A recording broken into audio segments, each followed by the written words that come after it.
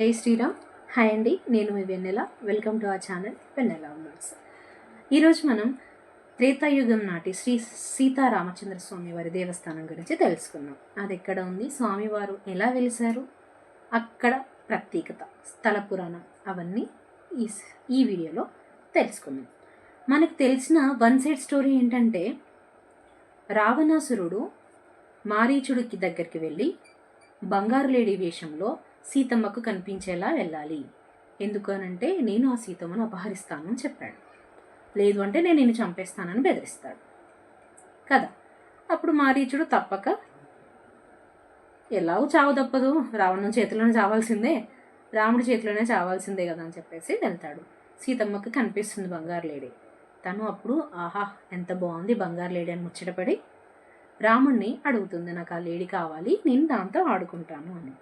సీతమ్మ అడిగినప్పుడు obviously తెచ్చివ్వాల్సిందే. So రాముడు వెళ్తాడనమాట తీసుకొని రావడానికి. తను వెళ్ళిన కాసేపటి తర్వాత రాముడు గొంతుతో మారీచుడు సీతని లక్ష్మణుణ్ణి పిలుస్తాడు కదా.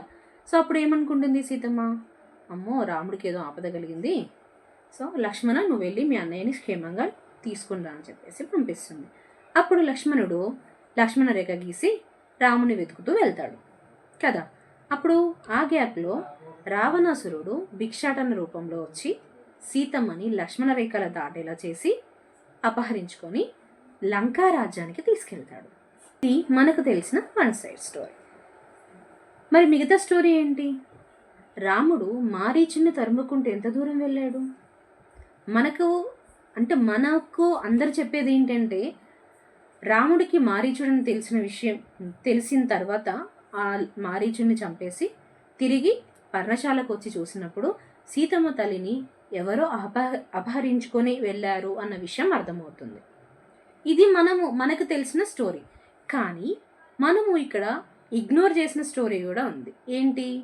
ఏంటంటే రాముడు ఆ మారీచుని తరుముకుంటూ ఎంత దూరం వెళ్ళాడు?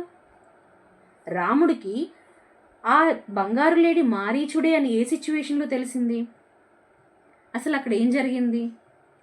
రాముడు మారీచుని ఎలా చంపాడు? అవన్నీ ఈ స్టోరీలో తెలుసుకుందాం. సో రాముడు ఆ లేడీని తరుముకుంటూ ప్రస్తుతం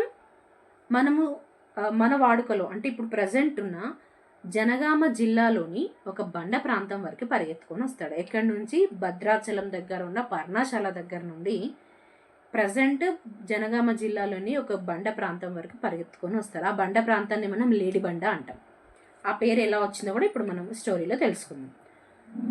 అంత దూరం వచ్చిన తర్వాత రాముడికి ఒక డౌట్ వస్తుంది. ఏంటి అని అంటే, ఏ జీవి అయినా ఇంత దూరం ఆగకుండా పరిగెత్తలేదు, ఇంత దూరం అలసిపోకుండా పరిగెత్తింది అని అంటే ఇది మామూలు లేడీ కాదు, ఏదో మాయగా ఉంది అనిపించి అప్పుడు బాణం విసురుతాడు. బాణం వేసినప్పుడు అది వెళ్ళి మారీచునికి తగులుతుంది. అప్పుడు మారీచుడు తన రూపంలోకి మారిపోతాడు, అంటే మారీచుడి రాక్షసుని రూపంలోకి మారిపోతాడు. రాముడి దగ్గరికి వెళ్ళి, అసలు ఎవరు నువ్వు, ఎందుకు బంగారు లేడి వేషంలో వచ్చావు అని చెప్పేసి అడిగితే, స్వామి నన్ను క్షమించండి, రావణాసురుడు సీతమ్మ తల్లిని అపహరించడానికి మాయలేడి వేషంలో నన్ను వెళ్ళమని చెప్పాడు. నన్ను చూసి ఆవిడ ముచ్చటపడుతుంది, తెమ్మని అడుగుతుందని తనకు తెలుసు, అందుకని నేను ఈ వేషంలో వచ్చాను, వెళ్ళకపోతే నేను చంపేస్తానన్నాడు. రాక్షసుని చేతిలో చావడం కంటే నీ చేతిలో చస్తే నాకు మోక్షం కలుగుతుంది. కాకపోతే ఏంటంటే నేను ఒక గంధర్వ కుమారుణ్ణి, నాకు ఒక ముని శాపం వల్ల రూపం మార్చే రాక్షసునిలాగా అంటే మారీచుడిలాగా జన్మించాను. ఇప్పుడు మీ బాణం వల్ల నాకు శాప విమోచన జరిగింది, నేను చనిపోతున్న విషయం నాకు అర్థమైపోయింది, కాబట్టి నాకు మోక్షాన్ని ప్రసాదించండి స్వామి, నాకు చాలా దాహంగా ఉంది అని అడుగుతాడనమాట. సో అప్పుడు అడిగినప్పుడు రాముడు చుట్టూ చూస్తాడు. సరే శాప విముక్తి జరుగుతుంది, మోక్షం కోసం అడుగుతున్నాడు కదా. రాముడు అంటే అఫ్కోర్స్ జాలి ఉంటుంది. సో చుట్టూ చూస్తాడు, ఎక్కడ వాటర్ కనిపించలేదు, మొత్తం బండ ప్రాంతం. ఇప్పుడు ఇప్పుడు చెప్పాను కదా లేడీ బండ అని, మనం ఇప్పుడు వెళ్ళి చూసినా అక్కడ మొత్తం బండ ప్రాంతమే, అసలు వాటర్ ఉండవు అక్కడ. సో కనిపించలేదు. అప్పుడైతే ఏం చేస్తాడంటే రాముడు ఒక అడుగు వెనక్కి జరిగి తన కాలి బ్రొటన వేలితో నొక్కుతాడు గట్టిగా బండని. నొక్కినప్పుడు పాతాళగంగ పైకి వస్తుంది, పైకి వచ్చి స్వామివారి పాదాలను కడుగుతుంది. ఆ తర్వాత వాటరు మారీచునికి తాగించి తన మోక్షాన్ని పొందుతుంది. మోక్షాన్ని ఇచ్చేస్తాడనమాట. సో మారీచుడు అయిపోయింది. ఇప్పుడు సీతమ్మ గురించి ఆలోచిస్తూ రాముడు అలా పడమట వైపు కదులుతూ ఉంటాడు. నడుస్తూ ఉంటే కొంచెం దూరం వచ్చిన తర్వాత రామనామ శబ్దం వినిపిస్తుంది. అదేంటి, ఇంత అడవి ప్రాంతంలో నా పేరును తలిచే వాళ్ళు ఎవరుంటారు అని ఆ సౌండ్ వింటూ వెళ్తాడనమాట. సో దగ్గర వరకు వెళ్ళిన తర్వాత కనిపిస్తాడు. ఎవరు అని అంటే ఒక ముని తపస్సు చేస్తూ కనిపిస్తుంటాడు. అక్కడికి వెళ్ళి, ఎవరు నువ్వు, ఇక్కడ ఎందుకు నా కోసం తపస్సు చేస్తున్నావు అని చెప్పేసి రాముడు అడుగుతాడు. అడిగినప్పుడు, స్వామి మీరు దర్శనం ఇచ్చారా, అమ్మయ్య నా జన్మ ధన్యమైందని చెప్పేసి ఇంకా స్వామి వారిని పాదాలు పట్టుకొని అన్న తర్వాత, స్వామి నేను ఎవరో కాదు, నువ్వు భద్రునికి వరమిచ్చావు కదా, రామావతారం తర్వాత నీపై కొలువై ఉంటాను అని, ఆ భద్రుడి సోదరుణ్ణే నేను, నా పేరు వీరుడు అని చెప్పేసి చెప్తాడు. అవునా, సంతోషం, మరి నీకేం వరం కావాలి, నన్ను పూజిస్తున్నావు కదా అని చెప్పేసి అడుగుతాడనమాట.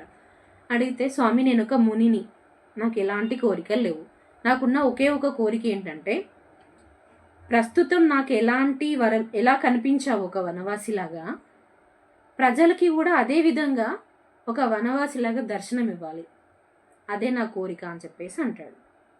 తదాస్తు అని అంటాడు స్వామివారు. ఇప్పుడు ప్రజెంట్ మనకున్న టెంపుల్లో స్వామివారు వనవాసి అంటే మనకు తెలుసు కదా, మీసాలు గడ్డాలు ఇవన్నీ ఉంటాయి కదా, సేమ్ అలాగే ఉంటాడు స్వామివారు మనం ప్రస్తుతానికి ఇప్పుడు మనం చూస్తున్న టెంపుల్లో.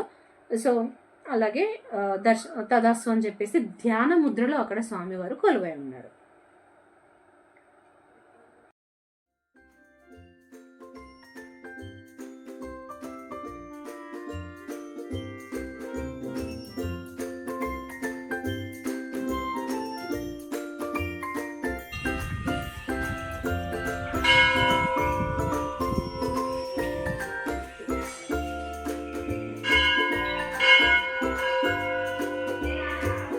సో ఈ గుడి పేరేంటంటే శ్రీ వీరాచల జీడికంఠ రామచంద్రస్వామి దేవస్థానం. ఇది ఎక్కడుందంటే ప్రజెంట్ మన తెలంగాణలోని జనగామ జిల్లాలో జీడికల్ గ్రామంలో ఉంది. మనం భద్రాచలం ఎందుకు పిలుస్తాం, ఎందుకంటే అక్కడ భద్రుడు తపస్సు చేశాడు కాబట్టి, భద్రునిపై కొలువై ఉన్నాడు కాబట్టి రాముడు భద్రాచలం అని పిలుస్తాం. అలాగే ఇక్కడ వీరుడు తపస్సు చేశాడు కాబట్టి, ఆ తపస్సు వలన స్వామివారి ఇక్కడ కొలువై ఉన్నాడు కాబట్టి వీరాచలం అని పిలుస్తాం. కొన్ని దశాబ్దాలకు ముందు ఇక్కడ స్వామివారికి అందరూ కోళ్ళు మేకల్ని బలిచ్చి జాతర చేసుకునేవాళ్ళు ప్రతి సంవత్సరం. కానీ ఇప్పుడు ఆ జాతర బలిదానాలు ఆగిపోయాయి, జాతర బలిదానాలు అన్నీ ఆగిపోయాయి. ఎందుకు? అండ్ ఇక్కడ ఇంకొకటి ఏంటంటే, మనకి 3 బావులు ఉంటాయి. ఒకటి రామగుండం, ఒకటి జీడిగుండం, ఒకటి పాలగుండం. రామగుండం అంటే మన గర్భగుడిలో ఉంటుంది, జీడిగుండం పాలగుండం ఎక్కడ ఉంటాయి అవి, అసలు వాటికి ఆ పేర్లు ఎలా వచ్చాయి, అది ఇక్కడే ఎందుకున్నాయి? అండ్ నార్మల్గా అయితే మనకి ఏ టెంపుల్లోనైనా స్వామివారికి కళ్యాణము శ్రీరామనవమికి చేసుకుంటాం, కానీ ఇక్కడ 2 సార్లు చేస్తారు. అది ఎప్పుడు? అవన్నీ నెక్స్ట్ పార్ట్ 2లో మాట్లాడుకుందాం. So stay tune for the part 2.